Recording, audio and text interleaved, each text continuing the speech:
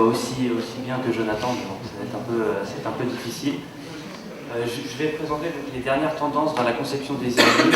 Alors, on va seulement, vu le temps qu'on a, on va seulement aborder les points principaux, on ne va pas forcément rentrer dans le détail à chaque fois. Ce que j'espère, c'est qu'à la fin de la thématique message et surtout à la fin de l'EMD, on arrêtera de voir des newsletters comme celle que vous avez à gauche, qui ne sont pas très sexy, qui ne donnent pas très envie, plutôt des newsletters comme vous avez à droite, qui sont vraiment très importants. Alors, avant d'aborder purement la conception des emailing, on va plutôt travailler en amont et surtout ce qu'il faut comprendre, c'est penser destinataire. Il faut se mettre à sa place. Donc généralement, vous, quand vous allez recevoir un message, vous attendez quelque chose de précis. Donc on va reprendre finalement ces 4 points qui sont peut-être essentiels pour certains, mais qu'il faut bien entrer parce que généralement, quand on voit des conceptions, c'est pas toujours respecté. La première chose, c'est quelque chose à dire. Ça paraît évident, mais si vous envoyez donc un email, vous envoyez avant tout un message. Donc c'est très important de dire quelque chose. Donc il faut au minimum que le texte soit clair. Une façon d'interagir, c'est le deuxième point. Quand vous adressez d'une manière générale, quand on envoie un message, généralement on attend une réponse ou il y a un objectif derrière. Donc c'est une façon d'interagir. Alors pour ça, il y a plusieurs éléments qu'on verra tout à l'heure. Il y a les call to action, les liens, les boutons. Mais c'est vraiment primordial. Le troisième point, c'est une expérience agréable. Donc la rapidité de chargement des images en fait partie, les textes également. Mais le destinataire, et vous le savez tous, a seulement que quelques secondes pour lire votre message et il est très important que l'expérience pour lui soit très agréable pour aller au bout de l'objectif que vous êtes fixé. Et le dernier, finalement, c'est pas d'obstacle. Alors, on va revenir dessus sur le responsive, mais il y a une conférence juste après dessus, donc on va seulement le survoler, mais pas de clic pour voir le contenu de l'email. Et donc, comme je vous l'ai dit, le destinataire a seulement quelques secondes, donc il est important pour lui d'aller à l'essentiel dans votre message. Donc les éléments essentiels, on va en aborder 5 exactement. Donc comme je vous l'ai dit, on va aller assez vite parce qu'on ne peut pas aborder tous les points précisément, mais c'est vraiment les points clés pour concevoir et respecter les tendances dans la conception des emailing. Donc le premier, c'est le pre-header. Jonathan, en fait, son explication tournait autour de ça. Finalement, la première impression, c'est l'objet et le nom d'expéditeur. Vous pouvez avoir la meilleure conception du monde, derrière le meilleur design, si de toute façon votre objet, votre nom d'expéditeur n'est pas pertinent ou ne donne pas envie, il n'y aura pas d'ouverture. Et s'il n'y a pas d'ouverture, personne ne pourra consulter votre message. Donc c'est très important de bien le comprendre. On ne va pas s'attarder spécialement aujourd'hui sur l'objet et le nom d'expéditeur, parce qu'on est vraiment sur le message.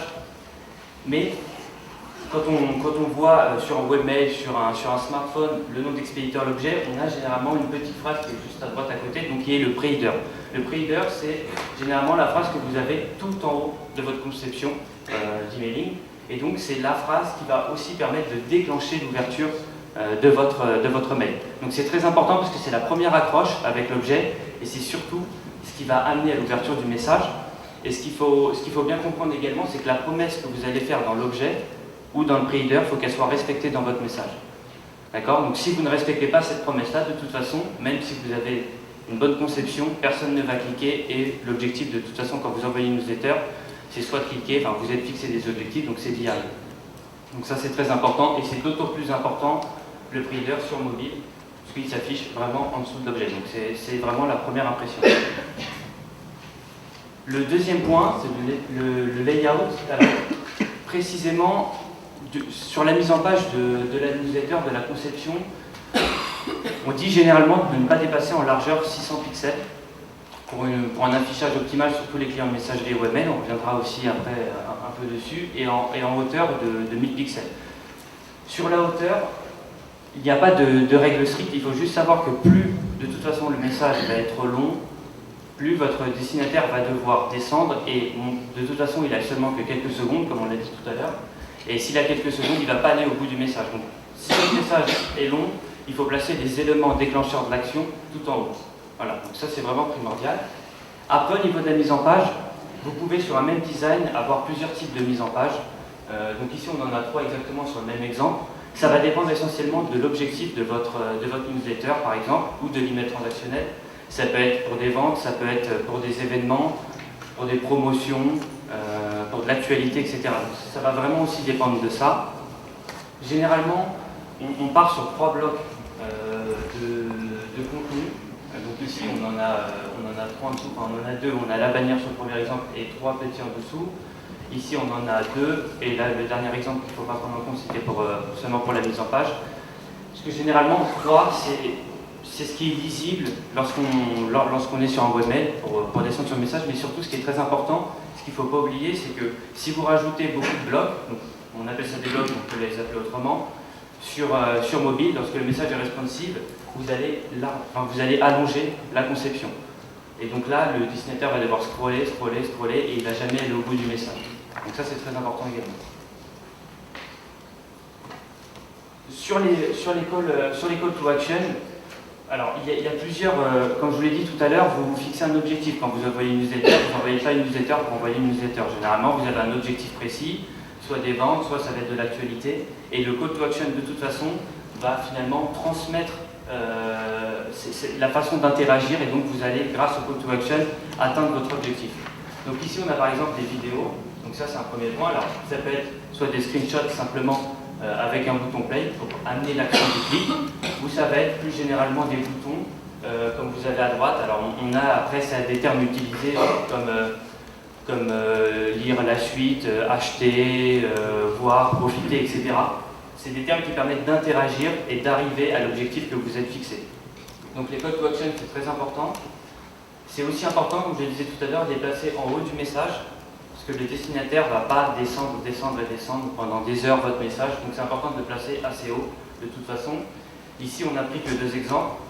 Vous avez des tas de possibilités qui peuvent exister, mais généralement, c'est le bouton, ça peut être aussi une image, et c'est généralement placé en haut, sous forme de bannière, etc. On a ensuite la navigation dans l'email. Alors, ça fait partie des tendances. Il n'y a pas vraiment, en termes de design pur, il n'y a pas vraiment de tendance qui existe et qui se dégage dans le milieu de l'emailing. Ce qui est important surtout, c'est de respecter sa charte graphique et le design de son site internet. Pourquoi? Parce que ça permet d'être cohérent et ça permet de ne pas perdre le destinataire dans le message, et surtout ça permet de vous identifier. Donc ici on prend l'exemple de la navigation. Ici on est sur un email transactionnel, donc on voit à gauche le call to action dont on parlait tout à l'heure, qui est très important. D'autant plus, on n'en a pas parlé, mais sur les emails transactionnels, on a peu de temps pour déclencher l'action qu'on souhaite mettre en avant. Et donc ici, dans cet exemple-là, on a la navigation, donc on reprend l'exemple finalement du site internet, et tout simplement, ça permet de guider le destinataire et d'accéder directement à la catégorie qu'il souhaite. Donc là, dans l'exemple de l'email transactionnel, c'est très simple parce qu'il a abandonné son panier, il a la possibilité de terminer son processus d'achat, mais on lui donne aussi la possibilité de retourner sur le site sur n'importe quelle page. Donc c'est de nouveau une porte d'entrée pour vous, pour atteindre l'objectif final. Alors on prend le même exemple de navigation, ici sur cet exemple, mais la navigation est aussi valable pour le footer, donc tout en bas.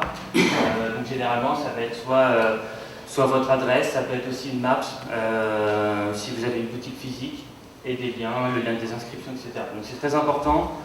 On ne parle pas ici de retranscrire l'intégralité de votre site dans la création de votre newsletter.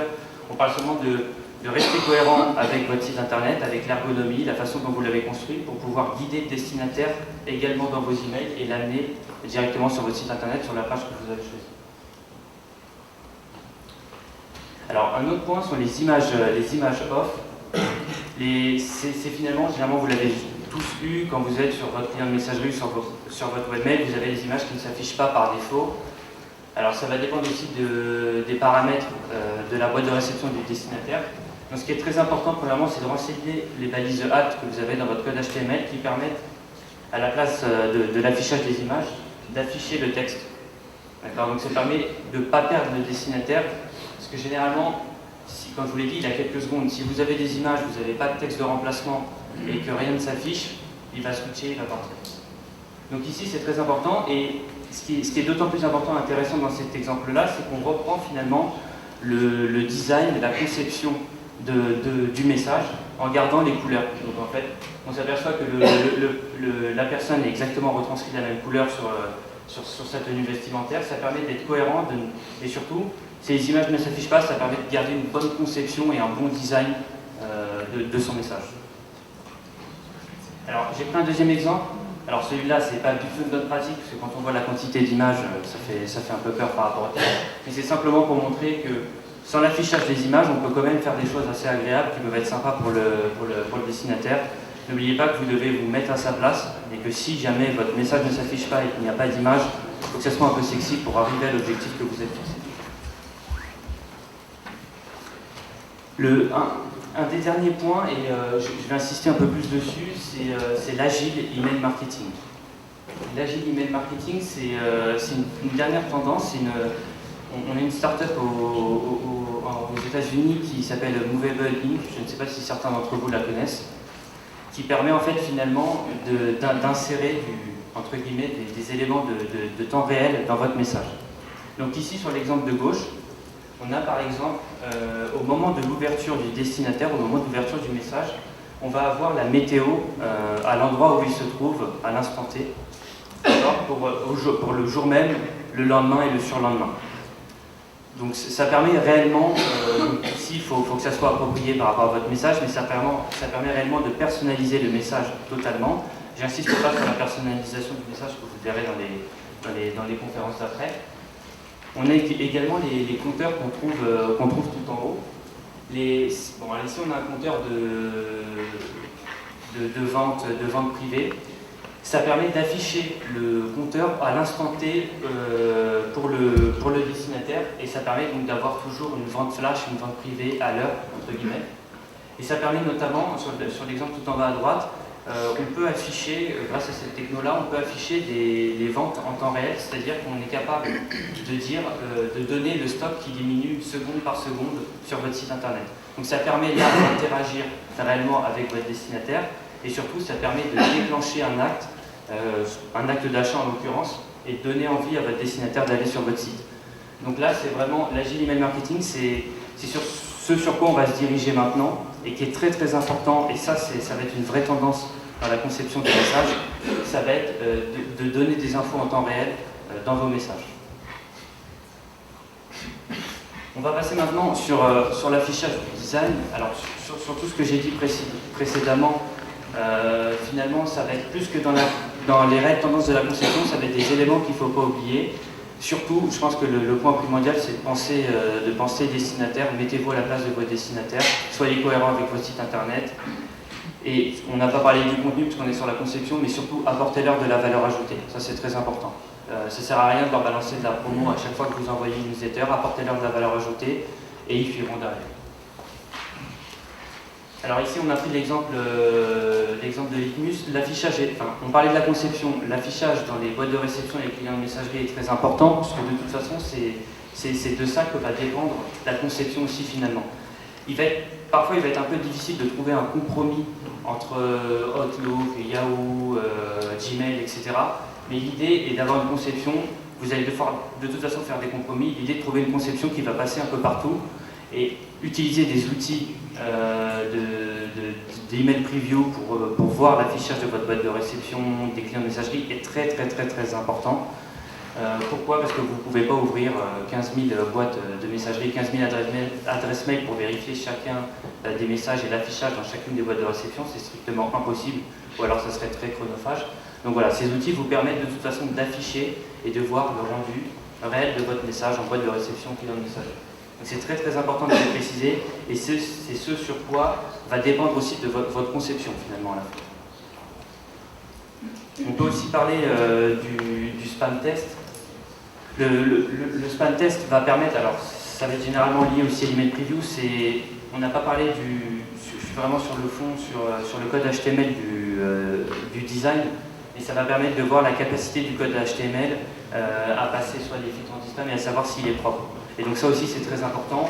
Vous le savez très bien, quand on fait de l'emailing, on ne peut pas utiliser n'importe quel code, on ne conçoit pas une newsletter comme on conçoit un site internet au niveau du codage HTML, donc c'est très important.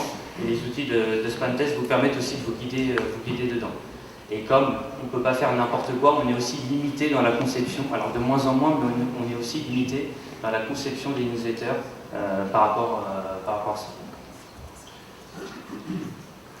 Le responsive design, il y a une conférence juste après, donc je vais pas en parler spécialement, mais ce qu'il est très important de comprendre, c'est que On peut dire que la plus grande tendance, c'est le responsive. Moi, on considère généralement que c'est plus une tendance, mais une obligation.